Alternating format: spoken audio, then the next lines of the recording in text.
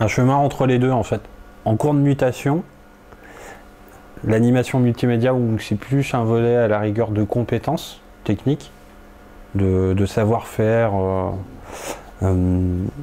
d'accompagnement sur des ateliers, et la médiation, où, pour moi, c'est vraiment un volet où on est transversal à la croisée avec d'autres services, d'autres structures, mais on va sortir de sa structure.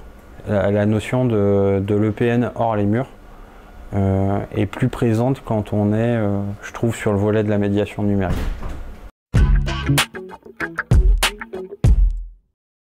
Alors, un atelier qu'on a démarré en septembre 2011, collaboration avec une maison de retraite. Pour des questions pratiques, là, ils se sont plus déplacés sur la structure. On a un petit peu jaugé, testé les personnes. On était un petit peu sur la découverte, où là on est sur des champs de difficulté d'apprentissage et de compréhension qui sont variés. Une séance dure à peu près 2 fois 45 minutes. Une première tranche de 45 minutes où on est plus sur de l'exercice pur. Ça va être utilisation clavier, souris, traitement de texte ou internet. Et un deuxième temps où du coup ils sont un peu plus fatigués, on va être sur des choses un peu plus détentes. Utilisation de la Kinect qui a très bien marché, où ils se sont vite pris au jeu, à jouer au bowling, enfin voilà, ils retrouvaient des gestes.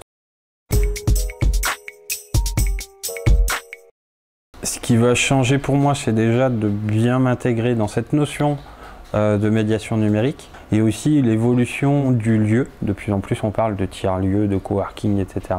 C'est-à-dire qu'à la fois on accueille déjà différents types de publics qui arrivent à se croiser, à échanger entre eux, mais c'est vraiment l'évolution du lieu, je pense, qui va être qui va amener aussi cette notion de médiation numérique, à croiser de plus en plus de personnes, d'échanges, d'interrogations. Enfin moi je le vois un peu sous cette forme-là, et qui va faire changer les mentalités, et aussi les mentalités des animateurs multimédia, dans l'idée de muter vers le format de médiateur ou médiatrice numérique.